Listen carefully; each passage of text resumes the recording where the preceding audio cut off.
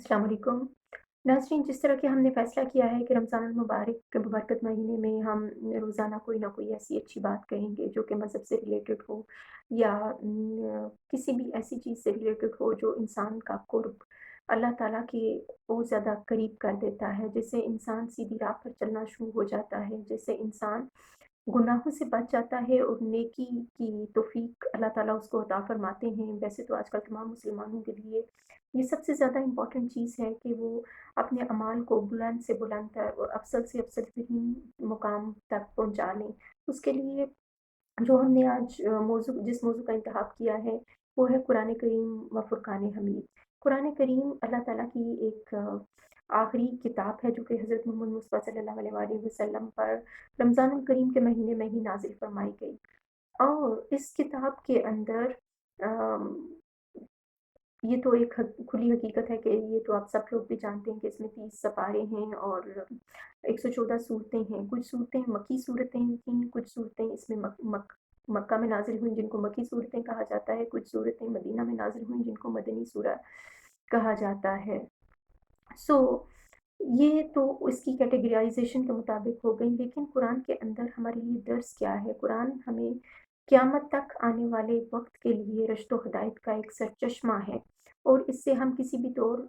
नज़रें नहीं चुरा सकते। इसके अंदर पूरी की पूरी गाइडेंस है, इसके अंदर हदायत है, इसके अंदर शिफ़ा है। कुरान करीम फ़ुरक़ान हमीद के अंदर हर तरह की रहनुमाई मौजूद है, जिसमें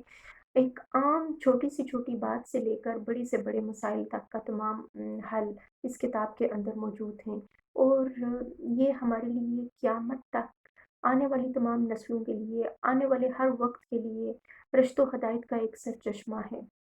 कुरान हकीम के फ़ज़ाइल जिस कदर बयान किए जाएँ, वो कम हैं और अगर हम ये चाहते हैं कि हम अपनी राह को सही बिल्कुल अल्लाह ताला के बताए हुए असूलों के मुताबिक अमल पैरा करके ज़िंदगी गुज़ारें, तो उसके लिए सबसे आसान तरीक़ाकार ये है कि हम कुरान की एक-एक आयत को अपनी ज़िंदगी के ऊपर इम्प्लीमेंट कर लें। इसकी एक-एक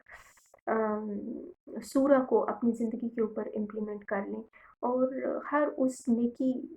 के काम में बढ़-चढ़ कर हिस्सा लें जिसका कुरान ने हमें हुक्म दिया है और हर उस काम से बचें जिससे हमें कुरान ने रोका है। और ये कोई मुश्किल बात नहीं है। बहुत से लोग जो हैं दुनिया में बहुत सी किताबें पढ़ते हैं, वो समझते हैं कि हमने शायद दुनिया में जितनी भी किताबें पढ़ ली हैं, हमारे पास बहुत ज़्यादा नॉलेज हो गया है। लेकिन जब तक अगर किसी शख़्स ने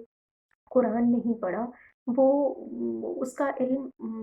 जो है वो बेफ़ायदा और बेसूद होगा। नबी करीम सल्लल्लाहु अलैहि वसल्लम ने फरमाया, क्या आलिम और जाहिल बराबर हो सकते हैं? तो सहाबाए किराम ने फरमाया, नहीं, आलिम और जाहिल बराबर नहीं हो सकते। तो नबी करीम सल्लल्लाहु अलैहि वसल्लम ने फरमाया, तो जिसने कुरान पढ़ा वो आमिल है अ, और आलिम है और जिसने कुरान नहीं पढ़ा वो जाहिल है। सो हम ये कह सकते हैं बहुत ही आसानी के साथ कि जिस शख़्स ने कुरान को पढ़ा उसको अपने ऊपर अमली जामा पहनाया और उसके हर आयत को अपनी ज़िंदगी का असूल बनाया, वो एक आलिम इंसान तस्वुर किया जाता है और जो कुरान की आयत से बेबहरा है तो वो शख़्स जो है उसको हम जाहिल करार देंगे। नबी करीम सल्लल्लाहु अलैहि वसल्लम ने एक और हदीस में ये भी फरमाया कि तुम में से बेहतरीन शख्स वो है जो कुरान सीखे और दूसरे लोगों को सिखाए। इसका मतलब तो ये हो गया कि फिर कुरान सीखने वाले और कुरान को दूसरे लोगों तक सिखाने वालों का किस कदर बुलंद मर्तबा और किस कदर बुलंद दर्जा है। तो अगर हम कुरान को सीखते हैं और उसको उसके अंदर नेकी की बातों को दूसरे लोगों तक फैलाते हैं, तो ये किस कदर अज्र व सवाब का बाइस है और इसमें कोई ज़्यादा मेहनत भी दरकार नहीं होती। सिर्फ़ हमने अपने ऊपर इसको अमली जामा पहनाना है और दूसरे लोगों को इसके मुतालिक बताना है। इससे बढ़कर और आसान काम दुनिया में और कोई नहीं हो सकता कि सिर्फ़ एक ऐसी अल्लाह की किताब है, जो हमारे लिए मिशले राह है। और अगर हम ये देखें तो कुरान के अंदर डिफ़रेंट किस्म की कैटेगराइज़ेशन हो चुकी है। जैसे कैटेगराइज़ेशन से मुराद ये है कि इसमें माज़ी के मुतालिक अम्बिया के किस्से भी मौजूद हैं कि किस तरह से मुख़्तलिफ़ अम्बिया कराम ने अपनी-अपनी कौमों को अल्लाह ताला की तरफ राह हिदायत की राह पर बुलाने के लिए किस-किस तरह की मुश्किलात का सामना किया, किस-किस तरह से उन्हें मुख़्तलिफ़ दुश्मनाने दीन के کے لیے مشکلات کا سامنا کرنا پڑا، اور کس کس طرح سے جن جن قوموں کے اندر اللہ تعالیٰ نے نبی اور رسول بھیجے، ان کو کس قدر مشکلات اور تکلیفوں اور دکھ اور مصائب کا سامنا اٹھانا پڑا۔ اس کے ساتھ ساتھ کچھ آیات ایسی بھی نازل ہوئیں جو کہ شان نزول کہلاتی ہیں، اور شان نزول سے مراد ایسی آیات ہیں جو کہ جب نبی کریم صلی اللہ علیہ وآلہ وسلم کے اوپر القرآن نازل ہو رہا تھا، تو اس ٹائم پہ کچھ ایسی صورتحال بھی پیش آ گئی کہ اللہ تعالیٰ نے ان جو نبی کے دل میں سوالات اٹھ رہے تھے، اللہ تعالیٰ نے ان کی بہترین رہنمائی فرمانے کے لیے اسی وقت کوئی نہ کوئی آیت نازل فرما دی۔ اس میں سے کئی صورتیں ایسی ہیں جیسے سورہ الحجرات ہے، جس میں اللہ تعالیٰ فرماتے ہیں کہ اپنی آوازوں کو نبی کی آوازوں سے بلند نہ کرو، ایسا نہ ہو کہ تمہاری اعمال حقارت ہو جائیں، تمہیں اس چیز کی خبر نہ ہو۔ تو جب یہ قرآن کریم کی یہ آیات نازل ہوئیں تو صحابہ کرام اس بات پر بہت زیادہ آ، پریشان ہو گئے، اور پریشان نہیں بلکہ وہ اس طرح سے انہوں نے اپنی آوازوں کو اس قدر نیچا کر لیا، اس قدر لو کر لیا، ان کے والیوم اتنا لو ہو گیا کہ ان میں سے اکثر صحابہ کرام کی بات سمجھ میں نہیں آتی تھی، جس کی وجہ سے نبی کریم صلی اللہ علیہ وسلم نے اس ٹائم پہ بھی دوبارہ فرمایا کہ اپنی کہ یہ صرف اس لیے تھا کہ کوئی بھی گستاخی رسول نہ کر سکے، جس کی وجہ سے اللہ تعالیٰ نے اس کو ایک شان نزول کی فارم میں کیا۔ پھر جب حضرت عائشہ رضی اللہ تعالیٰ عنہ ایک بار قافلے کے ساتھ بچھڑ گئی تھیں، تو نبی کریم صلی اللہ علیہ وآلہ وسلم اور حضرت عائشہ اور نبی کریم صلی اللہ علیہ وسلم کے درمیان میں کچھ غلط فہمیاں پیدا ہو گئی تھیں، تو اللہ تعالیٰ نے شان نزول کے ذریعے حضرت عائشہ کی نیک نامی اور ان کی پاک دامنی کی گواہی دیتے ہوئے بھی سورہ نازل ہوئی، جو کہ شان نزول کہلاتی ہے۔ جب ہم قرآن کو دیکھتے ہیں تو قرآن کے اندر ہمیں معاشرے میں کس طرح رہنا ہے اس کے متعلق بھی بتایا گیا ہے، ہمیں ایک دوسرے کے حقوق کس طرح سے ادا کرنے ہیں اس کے متعلق بھی رہنما اور واضح اصول بیان کر دیے گئے ہیں، اور اولاد کو اپنے والدین کی کس طرح سے حقوق ادا کرنا ہے ان کے متعلق بھی بہت ہی واضح پیغام ہمیں ملتا ہے۔ اور اس میں یہ بھی ہے کہ جیسے کہ ایک ورس میں اللہ تعالیٰ نے یہ بھی فرمایا ہے کہ اور اپنی اور جب تمہارے والدین بڑھاپے میں پہنچ جائیں ان میں سے ایک یا دونوں، تو ان کو جھڑکی مت دو، جس کی وجہ سے یہ ایک ایسی ایک آیت ہے، اگر اس ٹرانسلیشن کو تمام پڑھنے والے یا سننے والے اپنے ذہن میں ذہن نشین کر لیں، تو کوئی بھی اولاد اپنے والدین کے ساتھ بدسلوکی نہ روا یا نہ بے سلوکی کا رویہ کار نہ اختیار کرے، بلکہ وہ ہمدن اپنے والدین کی خدمت میں مشغول رہے۔ اسی طرح سے حضرت لقمان جب اپنے بیٹے کو نصیحت کر رہے تھے، تو اللہ تعالیٰ کو وہ نصیحت اس قدر پسند آ گئی کہ سورہ لقمان میں حضرت لقمان کی نصیحت کو انہوں نے اللہ تعالیٰ نے قرآن مجید کے فرقان حمید کے اندر اس میں شامل کر لیا، اور آنے والے تمام نسلوں کے لیے ایک باعث ہدایت جو ہے اس کو قرآن میں شامل کر لیا۔ اب اگر ہم یہ کہیں کہ قرآن جو ہے سارا ہمارے ہمارے لیے فائدے کا باعث ہے، اس کے اندر شفا بھی ہے، اس کے اندر رہنمائی بھی ہے، اس پر عمل کرنے سے انسان کی زندگی کی فلاح ہی فلاح ہے، کامیابی ہی کامیابی ہے، اور کون ایسا انسان ہوگا جو کہ قرآن پر عملی جامہ نہ پہناتے ہوئے اپنی زندگی کا نقصان کر بیٹھے گا؟ تو قرآن ایک ایسی کتاب ہے جو کہ دنیا کے کونے کونے میں پڑھی جاتی ہے، چپے چپے میں پڑھی جاتی ہے، اور اس کا آتھر، اس کا رائٹر کون ہے؟ اس کا آتھر اور رائٹر اس کا اللہ ہے، اور جس کتاب کو اللہ نے لکھا ہو، جس کتاب کو اللہ نے تخلیق کیا ہو، وہ کتاب کیوں کر ہمارے لیے فائدے کا باعث نہیں ہو سکتی؟ اس میں سر فائدہ ہی فائدہ ہے، اور ہم اپنے فائدے کے لیے اس پر عملی جامہ پہناتے ہیں۔ نبی کریم صلی اللہ علیہ وآلہ وسلم کے متعلق اللہ تعالیٰ نے فرمایا کہ اور حضرت عائشہ نے بھی یہ فرمایا کہ نبی کریم صلی اللہ علیہ وسلم کا خلق قرآن ہے، یعنی کہ جو بات قرآن میں موجود ہے وہ نبی کریم صلی اللہ علیہ وسلم کے اس پر عملی زندگی میں مظاہرہ فرماتے ہیں۔ اللہ تعالیٰ نے بہت سی چیزیں ایسی نازل فرمائیں جو کہ قرآن میں جو ہے وہ نازل کر دی گئیں، لیکن اس کو پریکٹیکلی ایکسپلین کرنے کا طریقہ کار نبی کریم صلی اللہ علیہ وسلم نے اپنے عمل و کردار سے ثابت کر دیا، اور لوگوں کے لیے ایک उस चीज़ जो कि लोगों के लिए थोड़ा अंडरस्टैंडिंग के लिए थोड़ा मुश्किल थी, नबी करीम सल्लल्लाहु अलैहि वसल्लम ने इसको हर लिहाज से आसान कर दिया, क्योंकि उन्होंने हर तरह से लोगों के फ़ायदे के लिए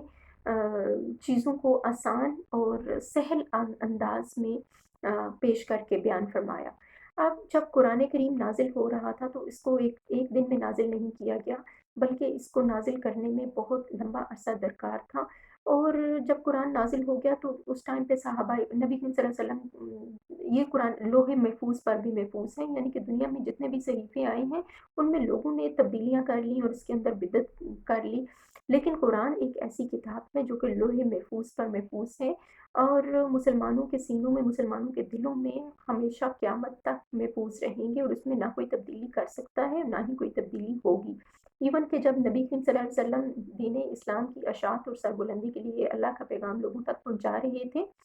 तो बहुत सारे कुफ़ार इस चीज़ पे नाउज़ुबिल्लाह इस चीज़ पे सोच रहे थे कि ये तो शायद इनकी अपनी इख्तिरा है, नाउज़ुबिल्लाह नाउज़ुबिल्लाह, ये ऐसा हरगिज़ नहीं था। तो अल्लाह ताला ने एक आयत नाज़िल फ़रमाई कि अगर तुम सब मिलकर भी कुरान जैसी एक आयत ही बना लो,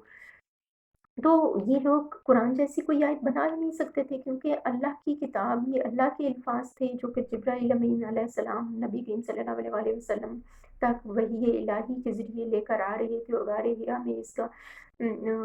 आगाज़ हुआ। तो जब कुरान इस तरह से नाज़िल हो रहा था तो उसके लिए सबसे पहले इस चीज़ का इह्तमाम किया गया कि कुरान को महफ़ूज़ कैसे किया जाए। ये भी एक मुश्किल और कठिन मरहला था, लेकिन बिल्कुल ये इब्तिदा में इसको मुख्तलिफ़ हिस्सों में कुरान को कंपाइल करने की कोशिश की गई। पहले तो ये होता था कि सहाबाए कराम अपने सीनों में इसको महफ़ूज़ कर लेते थे, लेकिन जब सहाबाए कराम ग़ज़वात में हिस्सा लेते हुए शहीद हो जाते तो फिर बहुत ज़्यादा तादाद में शुहदा होने की वजह से कोई अ, ये इस चीज़ का काफ़ी खतरा था कि कुरान को कैसे महफ़ूज़ किया जाए, तो उसको महफ़ूज़ करने के लिए सबसे पहले ये फ़ैसला किया गया कि इसको किसी मुस्नद तहरीर के ज़रिए, एक मैन्युस्क्रिप्ट के ज़रिए इसको महफ़ूज़ किया जा सके, ताकि आने वाले तमाम लोगों के लिए रश्द व हिदायत का बाइस बने। इसके लिए मुख्तलिफ़ तरीक़ाकार इस्तेमाल किए गए, जैसे खजूर के पत्तों पर लिखना स्टार्ट किया गया, फिर ऊँट की हड्डियों पर इसको लिखा गया, फिर चमड़े पर लिखा गया, पत्थरों के ऊपर इसको लिखा गया और मुख्तलिफ़ तरीक़ों से इसको और सहाबाए कराम जिन्होंने अपने सीनों में महफ़ूज़ कर रखा था, उनसे कुछ मुसव्वदात लिए गए। जो सबसे ज़्यादा मुस्नद मुसव्वदा था वो हज़रत हफ्सा अलैहिस्सलाम के पास भी था। और इस तरह कुरान की कंपाइलेशन हो गई, फिर हज़रत उस्मान रज़ी अल्लाह ताला अन्ह के ज़रिए इसके ऊपर ज़ेर-ज़बर पेश लगाई गई, क्योंकि ये सिर्फ़ ना सिर्फ़ अरब की कौम जो है इससे मुस्तफ़ीद हो रही थी, बल्कि नॉन अरेबिक लोग भी इससे मुस्तफ़ीद हो रहे थे। लेकिन लैंग्वेज बैरियर की वजह से उनके लिए ज़ेर-ज़बर के बगैर इस अरेबिक लैंग्वेज को पढ़ना थोड़ा मुश्किल था, जिसकी वजह से इसके ऊपर ज़ेर-ज़बर लगाई गई। अब कुरान के अंदर कुछ ऐसे हरूफ भी हैं जिनको हरूफ़ मिका कहा जाता है। इनके मीनिंग्स जो हैं वो अल्लाह ताला ने अपने पास रख लिए हैं और नबी करीम सल्लल्लाहु अलैहि वसल्लम को वो मीनिंग्स बताए गए थे, लेकिन आम आवाम तक वो मीनिंग्स नहीं बताए गए हैं जिनको हरूफ़ मिकातात कहा जाता है। और ये अ, इन अल्फ़ाज़ के मानी सिर्फ़ अल्लाह ताला ही जानते हैं। लेकिन बाकी तमाम के तमाम और कुरान एक ऐसी किताब है जो कि दुनिया के अंदर मुख्तलिफ़ ज़ुबानों में इसका तर्जुमा किया गया है और दुनिया के कोने-कोने और चप्पे-चप्पे पर पढ़ी जाने वाली किताब है। अगर हम दुनिया की कोई एक किताब एक बार पढ़ लेते हैं तो हम उससे उकता जाते हैं और हम समझते हैं कि जी हमने हक़ अदा कर लिया है और बस एक बार हमने इस किताब को पढ़ लिया, इसके बाद ये हमारे सिलेबस का हिस्सा थी, इसके बाद हमने इस किताब को दोबारा नहीं देखना है। लेकिन कुरान एक ऐसी किताब है जो कि इंसान बचपन से लेकर बुढ़ापे तक इसकी तिलावत करता रहता है और इसको ये दुनिया में सबसे ज़्यादा बार-बार पढ़ी जाने वाली किताब है और क्यों नहीं पढ़ी जाए। और मैं तमाम लोगों को बारहा इस बात की गुज़ारिश करूँगी कि प्लीज़ इस किताब को बार-बार पढ़ें और उसको समझ कर पढ़ें और उसके मानी को अच्छी तरह से अपने ज़हन में ज़हन नशीन कर लें, जिसके अंदर अखलाक का आला दर्स दिया गया है, जिसके अंदर नमाज़ का हुक्म दिया गया है, जिसके अंदर ज़कात का कहा गया है, जिसके अंदर दूसरों के हकूक़ बयान किए गए हैं, जिसके अंदर हुकूकुल अल्लाह और हुकूकुल इबाद का ज़िक्र किया गया है, जिसके अंदर बड़ों के हकूक़, बच्चों के हकूक़, हर किसी के हकूक़ माशरे में माशरे में किस तरह से रहा जाए, अंबिया इकराम के ऊपर आने वाली मुश्किलात का ज़िक्र किया गया है और बारहा सब्र की तलकीन भी की गई है कि इन्नल्लाह मअस साबिरीन कि अल्लाह ताला सब्र करने वालों के साथ है। इसमें मुख्तलिफ़ मुस्नद दवाएँ भी मौजूद हैं जो तमाम पैगंबरों ने अपने रब से मुश्किल हालात में दुआएँ फ़रमाई और इसमें मुख्तलिफ़ सूरतें हैं और हर सूरत की अपनी अफ़ादियत है और इसकी हम ये नहीं कह सकते हैं कि कोई कुरान की एक बात ज़्यादा इम्पोर्टेंट है, दूसरी कम इम्पोर्टेंट है, नाउज़ुबिल्लाह कुरान की एक-एक लफ्ज़, एक-एक बात, एक-एक हर्फ़ इतना ही कीमती है कि हमें अपनी जान से भी ज़्यादा अज़ीज़ है और इसकी हिफ़ाज़त, इस पर अमली जामा पहनाना हम सब मुसलमानों का अव्वलीन फ़र्ज़ है। और ऐसा ही नहीं है कि हम सिर्फ़ हमारा फ़र्ज़ ये है कि हम कुरान की तिलावत सिर्फ़ रमज़ानुल मुबारक के मुबारक महीने में ही करें, बल्कि ये तो एक ऐसी किताब है जिसकी तिलावत हमें पूरे साल करना चाहिए और इसकी एक-एक आयत को, एक-एक हर्फ़ को हमें अपने ऊपर इम्प्लीमेंट कर लेना चाहिए क्योंकि यही वो रहनुमा असूल हैं कि अगर हम कुरान पर अमल पैरा होंगे तो हम अल्लाह के करीब होंगे और जब हम अल्लाह के करीब होंगे तो अल्लाह और बंदे के दरमियान का फ़ासला मिट जाएगा। जब फ़ासला मिट जाएगा तो गुनाह मिट जाएगा और जब गुनाह मिट जाएगा तो फिर इंसान नेकी की तरफ राग़िब हो जाएगा और इंसान और जन्नत के दरमियान का फ़ासला ख़त्म हो जाएगा क्योंकि इसके अंदर नेक अमाल करने वाले लोगों के लिए इनाम को क्लियर कट बयान किया गया है और वो लोग जो कि सीधी राह पर हैं और जिन्होंने नेक अमाल किए उनके लिए अल्लाह ताला ने बड़े अजर सवाब का वादा कर रखा है। लेकिन वो लोग जो ईमान नहीं लाए और जिन्होंने मुनाफ़िक़त की और अल्लाह की आयत का मज़ाक उड़ाया तो उनके लिए सरीख़ सज़ा है और ये सज़ा बहुत सख़्त है जिसकी सज़ा जो है वो जहन्नुम है। तो तमाम मुसलमान जो कि अपनी ज़िंदगी के अंदर रमज़ान के महीने को या अपनी ज़िंदगी में कुरान को पाते हैं, तो उनको चाहिए कि वो हर सूरत इस किताब से फ़ायदा उठाते हुए अपनी ज़ाती फ़ायदे के लिए इस पर अमली जामा अपनाएँ क्योंकि ये एक ऐसी किताब है कि जिसका फ़ायदा सिर्फ़ और सिर्फ़ हमें है, इसका फ़ायदा किसी और को तो नहीं है। तो जब इंसान अपने फ़ायदे के लिए सब कुछ कर रहा है, तो ये उसके लिए घाटे का सौदा नहीं है, बल्कि ये एक ऐसा सौदा है जो कि उसको हर सूरत फ़ायदा ही फ़ायदा पहुँचाएगा, ना सिर्फ़ दुनियावी ज़िंदगी में बल्कि आखिरवी ज़िंदगी में भी इंसान को फ़ायदा ही फ़ायदा पहुँचाएगा। अब बहुत से लोगों के अंदर, बहुत से मज़ाहिब के अंदर ये कॉन्सेप्ट भी पाया जाता है कि किस तरह से अल्लाह ताला जो है वो इंसान को मरने के बाद ज़िंदा उठाएँगे। तो अल्लाह ताला जब एक इंसान को एक बार पैदा कर सकता है, उसको मार सकता है, तो वो दोबारा अल्लाह ताला जो कि तमाम बादशाहों का बादशाह है, जिसने ज़मीन और आसमान को पैदा किया, जिसने चाँद सितारे ये कायनात पैदा की, तो अल्लाह ताला के पास ये ताकत, ये हिम्मत, ये कुदरत मौजूद है कि वो हर जगह पे मौजूद है और वो इंसान को हज़ारों सालों के बाद दोबारा उठाकर ज़िंदा कर सकता है। चुनांचे कुरान के अंदर 2 तरह की लाइफ़ मौजूद है। एक है फ़ानी ज़िंदगी और एक है अब्दी ज़िंदगी। जो लोग अपनी अच्छे अमाल और नेक अमाल के बलबूते पर सीधी राह पर रहते हैं, तो उनके लिए दुनिया तो फ़ना हो जाने वाली चीज़ है, लेकिन उनको एक अब्दी ज़िंदगी मिलती है, वो अब्दी ज़िंदगी आखिरी ज़िंदगी है और इंसान को हर लम्हा, हर घड़ी ये कोशिश करते रहना चाहिए कि वो अपनी आखिरी ज़िंदगी की तैयारी में रहे क्योंकि ये दुनिया तो बिल्कुल एक इम्तिहानगाह है और इम्तिहानगाह में वही सुरख़रू हो सकता है जो कि कुरान को पर अमल करता है, जो कि सीधी रास्ते पर रहता है, नबी करीम सल्लल्लाहु अलैहि वसल्लम की सुन्नत पर चलता है, अमन पसंद होता है और मुसाफ़त, अख़ुवत